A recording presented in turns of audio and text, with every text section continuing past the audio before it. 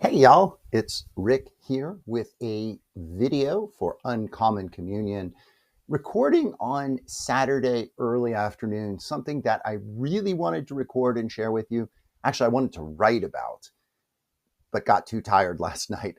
Friday nights are sleepy nights. So here I am on Saturday morning. I only have a few minutes before I head out to my Saturday winery job, but I wanted to share with you some photos and some really amazing things that I experienced last night in our second of what we call the Lucy Listening Project.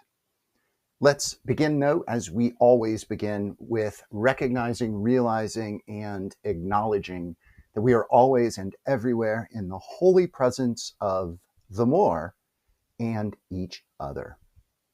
Now, I am tempted to give you a political update because there are a lot of things every day. There's things happening. Today, the headline was T-Rump is sending troops to Portland, Oregon.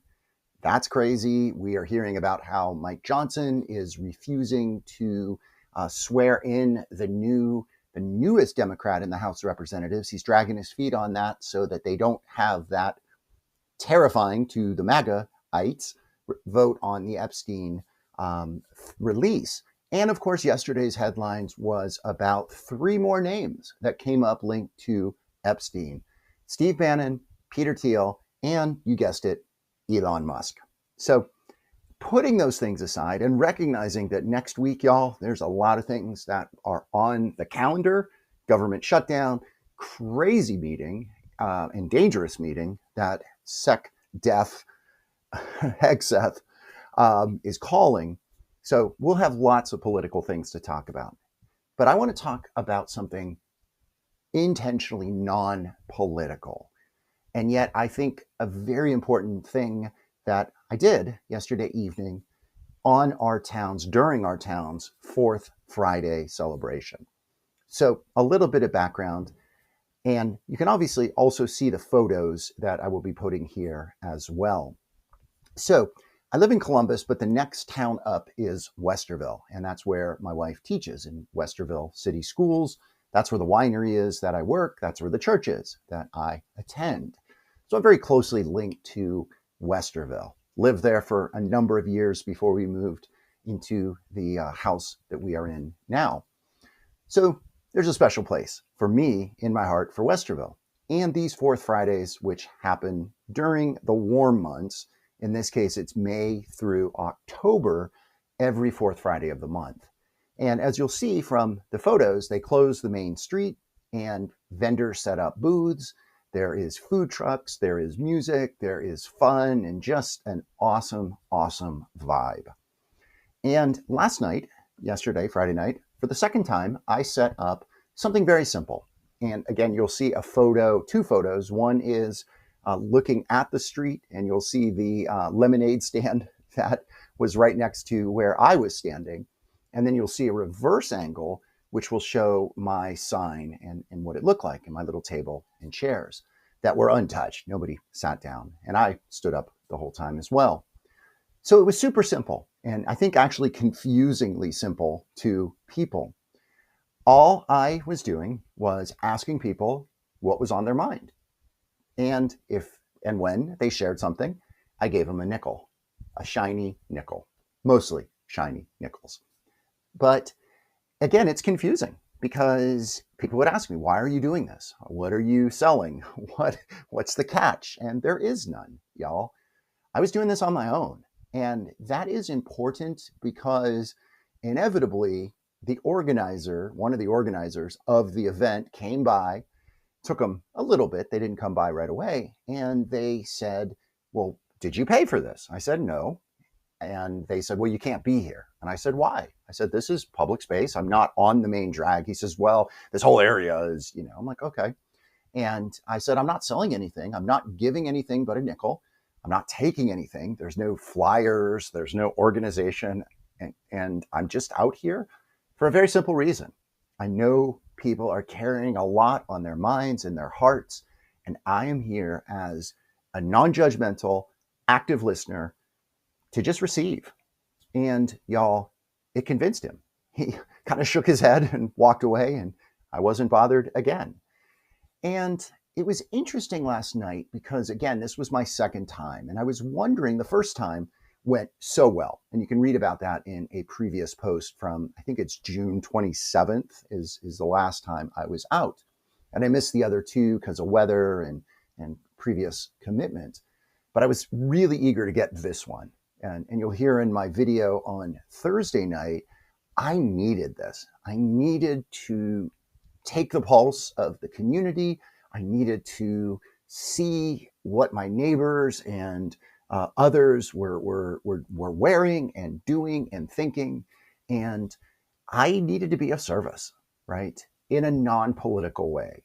For me, talking politics, doing this is something I love, right? I tell people I follow politics like some people follow sports, right?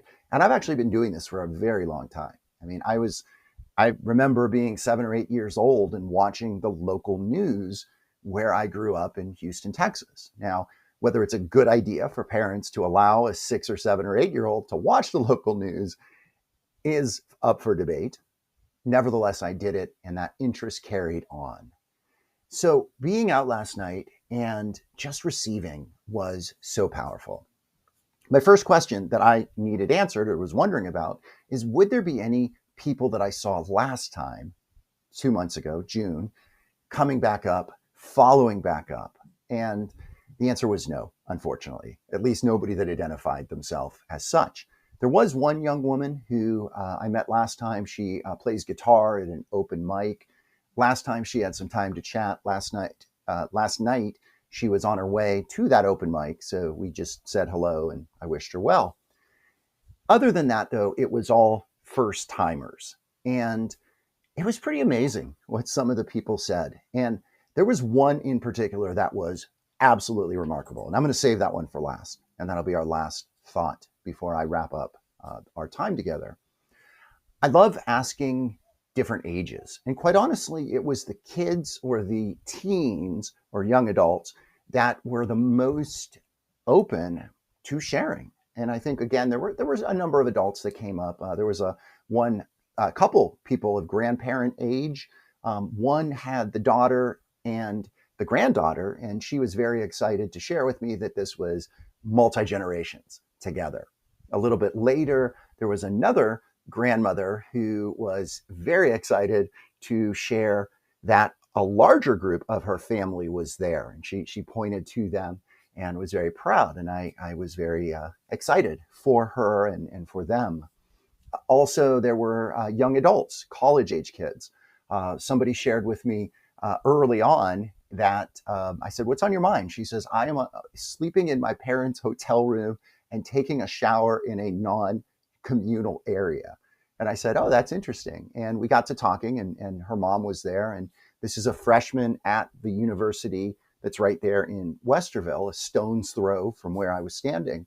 And the mom and daughter were from Florida, and they were, this is the first time mom has visited since the daughter started college. And I just congratulated them and told them how happy I was for them, because that was me a number of years ago, only a handful, when my daughter started at University of Pittsburgh.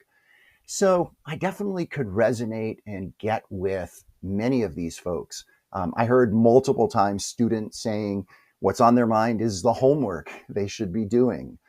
Some of the youngest kids were awesome. One little guy said dragons were on his mind. And I asked him immediately, I said, "Have you seen a dragon?" And he said, "No." And we chatted for a moment about that. And it was just so nice. I did not see a lot of political signage. And that to me was interesting, because that's something I wondered, right? In the midst of this crisis time where at the highest level of our government, things are insane because we have a deranged, worsening leader who has cronies that are incompetent and dangerous, right? I was wondering, would there be a sign of that? I did see early on somebody had a sign that says, "We are all Charlie Kirk." I saw that. There was an older gentleman, looked like he might have been a veteran. He was walking right up the middle of the street. He had this giant sort of Gandalf staff, and he had a Make America Great hat on. And besides that, that was it. I mean, there's school board going on, elections, there's city council, there's an important levy. So I saw signs and political things for all of those, but nothing beyond that.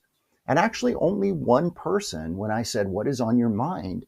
said something political. And it was this older lady, older white lady, and she said, "Charlie Kirk." And I said, "Oh, well," and I sort of wasn't sure how to respond. And I said, well, how so? And she kind of looked at me like, duh, it was a little bit awkward, but we chatted, and I complimented her. She was nicely dressed, and that was that. But the one that I want to share, and the one that I will end with, because quite honestly, y'all, if none of those other things happened last night, this one would have made it worth it. So I noticed this man, probably about my age, alone. He's kind of dressed distinctly. He's wearing a white kind of suit, perhaps of like Indian descent. So, and he's taking photos and kind of making eye contact with me. And I kind of draw him over and, nickel for your thoughts. And he comes up real close and he looks at me and he says, "I have a drinking problem, and that's really on my mind." And I said, "Oh, and that was it."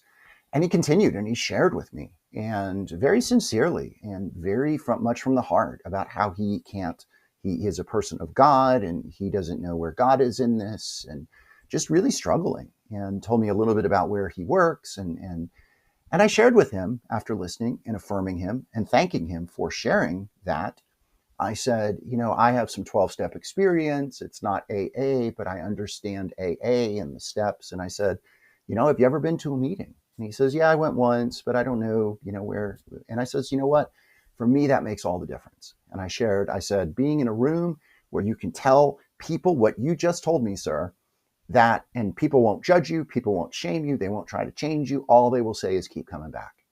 And he smiled, he gave me a hug, which was a surprise, but I like hugs.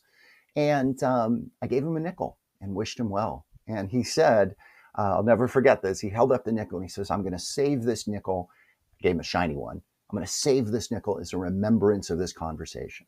And I said, "That is fantastic." And I said, "I'll do you one step better." I said, "If you go to AA and you get a sobriety chip, no matter how many, hours or weeks or days or months or whatever," I said, "put that nickel with it. Keep those two together and remember." Right? So that's it, y'all. I was uplifted. I am grateful that I could do that. I was alone doing it, which was okay. I think it actually maybe works better with just one person. And there's one more. There's one in October. I have no idea. The weather will not likely be as good as last night. It was near perfect. And I don't know if I'll be there, but I do know that last night gave me a lot, and hopefully I gave others a lot too. All right, so let's end with the we version of the Serenity Prayer. God, grant us the serenity to accept the things we cannot change, the courage to change the things that we can, and the wisdom to know the difference. Thy will, O God, not ours, be done. All right, y'all, thanks for listening. Please hit some likes. The more likes I get, the more folks can see this video and see all of the work that I do. Have a great rest of your day and into Sabbath Sunday. Blessing and good, be bold and be well.